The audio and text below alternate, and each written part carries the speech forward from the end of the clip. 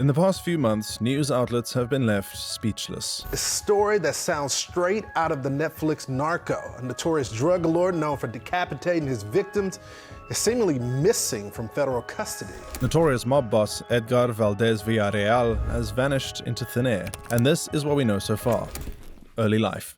You could argue that Edgar Valdez Villarreal had one of the most privileged upbringings of any members of the Sinaloa Cartel. And there's something deeply disturbing about someone who did not need to venture into the murky worlds of criminality, but chose to anyway. For such an extraordinary criminal, his early life was incredibly ordinary. Edgar Valdez Villarreal was born in Laredo, Texas, and came from a Mexican family. He had a stereotypical suburban American upbringing. He was surrounded by his loving parents and played as a linebacker for the Laredo United High School football team. It was here where he was nicknamed La Barbie because his chiseled good looks resembled the Ken doll. He lived in a perfectly nice neighborhood. His brother became a successful businessman and his sister studied law. As a successful football player, he had a wealth of opportunities available to him. With a bright future ahead of him, he started to get into bad ways. During his teenage years, he began selling weed for some extra cash. He was also caught by police for drunk driving and public drunkenness. At age 18 and 2 months before graduation, he was arrested. The charge against him was homicide. He was speeding in a truck and he ran over a middle school counselor. However, he was never indicted for this. His father saw all the warning signs and offered to finance a college education for him, but he turned it down. Instead, Valdez chose the life that his immigrant parents tried to save him from,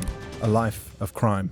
Initially, he was simply a marijuana dealer in his local area. At the age of 20, he was detained when found with 80 pounds of marijuana. He faced a sentence of 7 years in prison, but the lenient judge instead gave him 5 years probation. At 22, he was also caught drunk driving, but only escaped with a fine. With his fair skin and Ken doll looks, he was always given the benefit of the doubt. As his business evolved, he branched out into selling cocaine, with a customer base primarily in New Orleans and Memphis. He was sometimes shipping as much as 150 to 180 kilograms of cocaine, and this cocaine was sold at $16,000 to $18,000 per kilogram. He was making a ton of money and loving life, known for driving flashy cars and socializing at bars and nightclubs. And of course, his Ken doll good looks made him a hit with the ladies too. But by the age of 24, he realized that the huge rewards that drug dealing brought also carried huge risks. A trusted worker turned out to be an informant, and an indictment was drawn up against him. This time around, it was unlikely that he would get the benefit of the doubt and definitely faced prison. He had to think fast. He lived in Laredo, Texas, but across the Rio Grande River in his town was Nuevo Laredo, Mexico. He traveled over to the city and back to his ancestral home of Mexico. Here, he started a new life, and his drug dealing career began to really take off.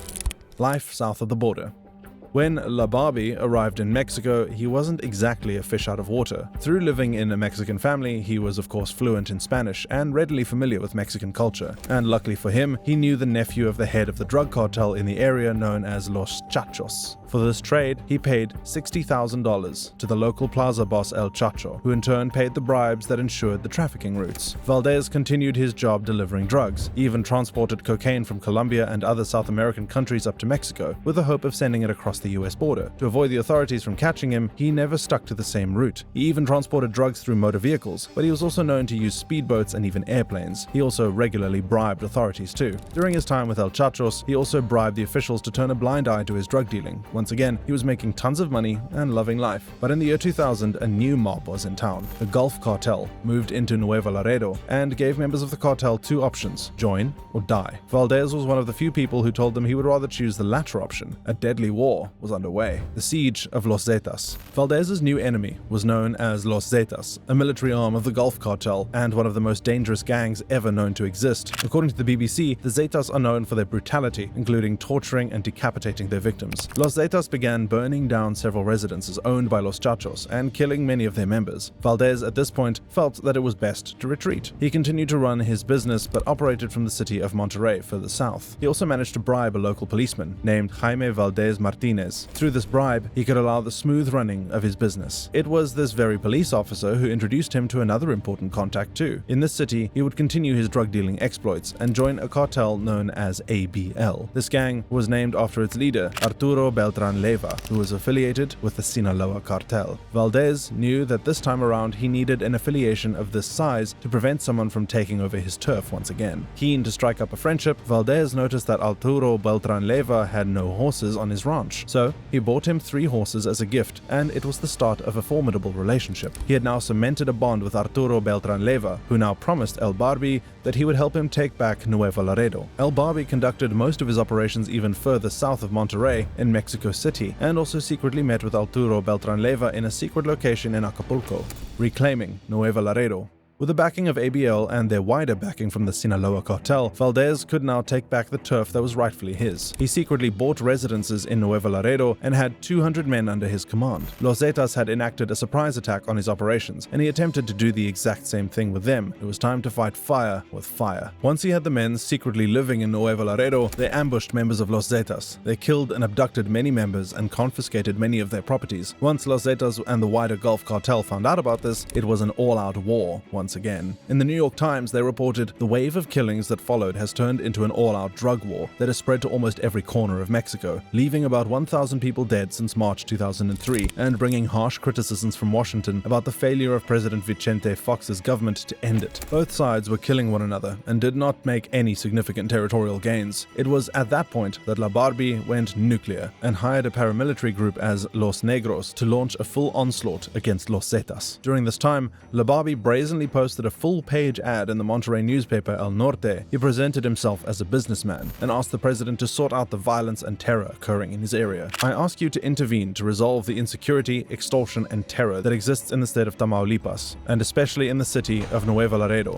But later, in 2004, Valdez decided that staying in Nuevo Laredo was not safe enough. He decided to move out to Acapulco, but could continue the war from there. He soon enforced a security group for the Sinaloa Cartel known as Los Negros. This was the Sinaloa Cartel's answer to Los Zetas. Valdez was in charge of this hit squad that wiped out cartel members, organized kidnapping, and recruited more people to the cause. They even recruited police officers, military personnel, and federal agents. Both sides tried to outdo one another in just how brutal they could be. In December 2005, a video was picked up by Mexican and US news outlets. It showed 4 bloodied and bruised men who were believed to be members of Los Zetas. Towards the end of the video, one of the men was shot in the head. It's believed that this was in retaliation for Los Zetas killing his brother Armando Valdez, although it's unclear how and when. La Barbi may have recruited one of his own brothers into the drug dealing trade too. La Barbi's reputation.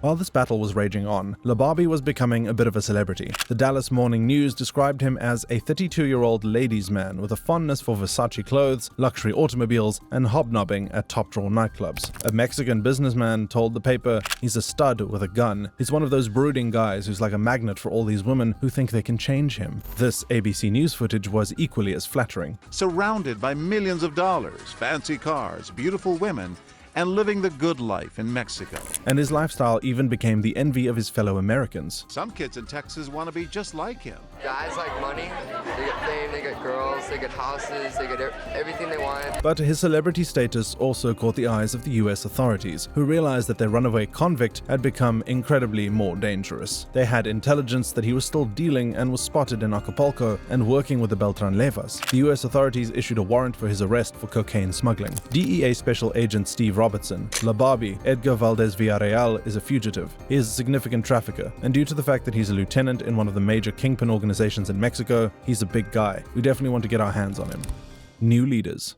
By December 2006, President Felipe Calderón was elected into office with a clear mandate from the people of Mexico to crack down on violent drug gangs. 8 days after his election, Mexico had declared war against its own drug gangs and ordered more than 6,500 Mexican soldiers to the state of Michoacán to battle drug traffickers. They captured drug lord Osiel Cardena Guillen, alleged former head of the Gulf Cartel, who was extradited to the United States. For many drug lords now, the Mexican military was a bigger danger to the cartel than any other rival. By 2008, Arturo Beltran Leyva broke ties with the Sinaloa Cartel and formed his own cartel, led by himself with La Barbi outlined as his long-term successor. At this time, La Barbi became Beltran Leyva's most trusted soldier and was their most brutal hitman. He was in charge of Fuerzas Armadas de Arturo, a group of assassins. But La Barbi was living a double life. He anonymously provided information about his enemies to the DEA and the FBI. This was a common tactic by El Chapo, where he regularly gave information to the authorities in the hopes of taking his enemies down. He was also telling U.S. officials about the corrupt officials of President Felipe Calderón. U.S. court documents described him as a two-sided coin with the same face. It's also alleged that Lababi was not only leaking information about his enemies, but also his own cartel, and what happened next supports this argument. In December 2009, President Felipe Calderón ordered 200 soldiers in a raid on a home in Cuernavaca, south of Mexico City. A series of guns and explosions were heard, and the city was brought to its knees. 3 members of the cartel did not make it out alive, and one of those members was Arturo Beltran Leyva,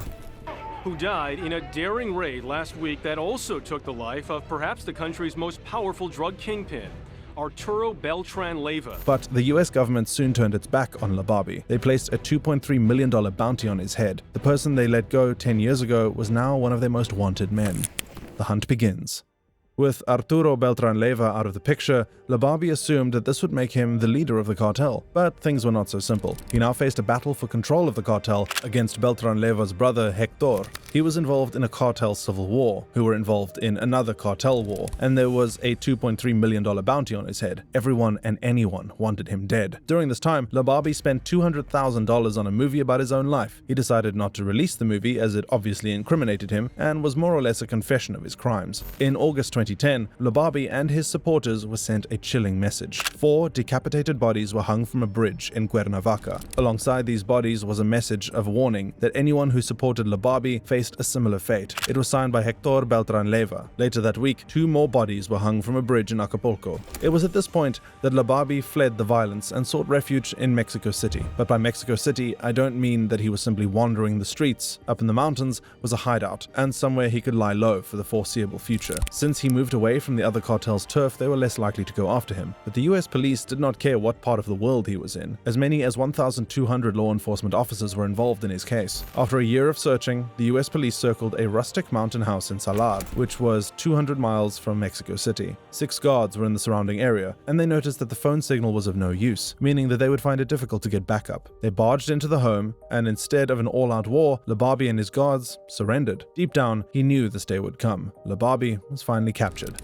Justice being served. Mexican police officers, afraid to show their faces, paraded one of their most wanted and brutal drug lords. The game was finally up. He was charged with transporting thousands of kilos of cocaine from Mexico to the US between 2004 and 2006. He regularly transported as much as a ton of cocaine a month from Mexico into the US. But as we all know, his crimes were much, much worse than simply dealing drugs. 2 years passed by, and the world had not heard much from Lababi. But in 2012, he decided to break his silence with an open letter. He decided to call out President Felipe Calderón. He stated Calderón wanted to forge agreements with all the cartels, Los Zetas cartel, the Gulf cartel, with me, the Juarez cartel, with Vicente and Mayo and Chapo of the Sinaloa cartel. Since he did not receive a response from me, and because I did not want to have collaborations with any other criminal groups, Calderón initiated directed persecution against me. He ordered several searches of my homes without a legal warrant. They stole money, jewelry, cars, as well as numerous other belongings. He then went on to list the number of government officials who received money from him. He wanted to put the word out that members of the Mexican government are supporters and enablers of the Mexican drug trade. I could easily have done what they do, but they, the Mexican government officials I mentioned, are also part of the criminal structure of this country. By 2015, Lababi was forced to finally come home. He was extradited to the US to face and be on US soil once again. He was transported alongside 13 other Mexican prisoners. In a courtroom the following year, he pled guilty to drug trafficking and money laundering. His extradition raised suspicions. Many thought that he was brought to the US so he could give information to the FBI and DEA and thereby get a much more lenient sentence and an easier life in prison. Another reason is that the US simply didn't trust the Mexican prison system to contain its criminals. His defense attorney Kent Schaefer said, "I think the Mexican government finally released him now only because Chapo Guzman escaped. If one of these other guys escaped, it would be too damaging to the relationship with the US." In January of 2016, he pled guilty to these charges and was sentenced to 49 years in prison. He will be 94 by the time he reaches freedom, if ever. He was also ordered to forfeit $192 million, which was believed to be the amount of money he had earned selling cocaine. Prosecutor John Horn said, "Valdez's conviction is a victory for the people in both the United States and Mexico, whose lives were affected by his cocaine trafficking through drug addiction and community decay." The crossroads.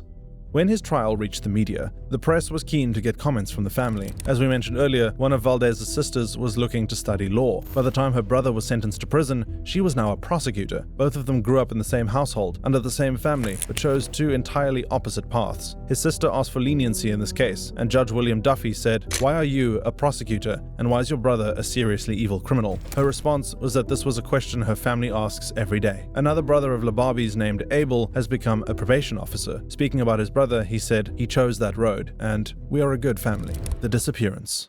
But towards the end of 2022, strange events occurred. First of all, his name was no longer available on the Federal Bureau of Prisons website. A spokesperson for the Federal Bureau of Prisons said, "We can confirm this individual has not escaped from Bureau of Prisons custody. We do not provide specific information on the status of inmates who are not in the custody of the BOP for safety, security, or privacy reasons." Obviously, had he escaped, the police would alert the public that this dangerous man was out in the open. The Sinaloa Cartel, and most famously El Chapo, are famous for breaking out of prisons, but these have been mostly Mexican prisons where the guards could be bribed. Escaping prisons in the US is not as easy. Prisoners can be removed, though, for more innocent reasons, such as if they are undergoing court hearings and medical treatments. And strangely enough, the Mexican government has not been informed as to what has happened either. Mexico's current president, Andrés Manuel López Obrador, said in a press conference, "It's very strange what is going on in the United States with Mr. Valdez, who is no longer registered among those in custody, and we want to know where he is. And there is no reason for him to leave prison because he was condemned to many years, unless there was some kind of an agreement." El País reports that neither the Mexican Attorney General's office nor the Secretariat of Foreign Affairs knows where he is. Robert Almonte, a security consultant and former deputy chief of the Texas Police Department in El Paso, said he could be providing information on high-ranking cartel members, but even if this were the case, I can't see him being released from custody. He added, "He's very dangerous, he's killed people, and he's extremely violent, and still has these connections to the cartels. At the same time, you can be removed from the database when you are being transported to another location. Perhaps Lababi has told the police that he is going to testify, and because of this is now unsafe in a regular prison. There may be other cartel members in this prison willing to kill him if he opens his mouth." Former acting ICE director Tom Homan told Fox News, "If I had a guess, educated guess at this, he's about ready to testify. He's about ready to testify probably against other cartel leaders and Mexican officials." And that detail, that he is willing to testify against Mexican officials, is probably why they haven't told Mexico what is happening. Some senior members of the Mexican police, military, and even the political establishment could be caught out, and coincidentally, an explosive trial is currently underway about a corrupt Mexican drug official, Garcia Luna. Garcia Luna, a disgraced government official, is accused of taking multi-million-dollar bribes from the Sinaloa Cartel in exchange for impunity. It's alleged that the very person President Calderón hired to tackle the war on drugs was taking bribes from the very cartels he was supposed to be pursuing. Much like Lababi, he too could have been a two-sided coin with the same face. Prosecutor Philip Pilmer said the defendant took their money and betrayed his oath to his country. The person who was supposed to be in charge of fighting against the Sinaloa Cartel was actually its most valuable asset. And this neatly brings us back to Lababi's 2012 letter from prison. Mentioning him by name, he said, "Genaro Garcia Luna, head of the Federal Public Security Secretariat since at least 2002, first in the AFI and then in the PFP, received money from me in various occasions as a result of drug trafficking and having knowledge it was coming from organized crime." The broader points. Lababi's life is an example of how our lives can go down different paths. He became one of the most notorious drug dealers Mexico has ever seen, whereas his own sister went to law school and became a prosecutor. His cooperation with US officials and the US's failure to tell Mexico why he has disappeared raises an interesting point too. Does the US trust the Mexican government to sort out its drug war? Or, in this case, what's being alleged, are they also part of the problem too? With a hefty prison sentence in front of him, Lababi has nothing to lose. He could be lifting the lid on some truly earth-shattering information. Thank you so much for watching. Please click on some of the videos in front of you for more. See you there.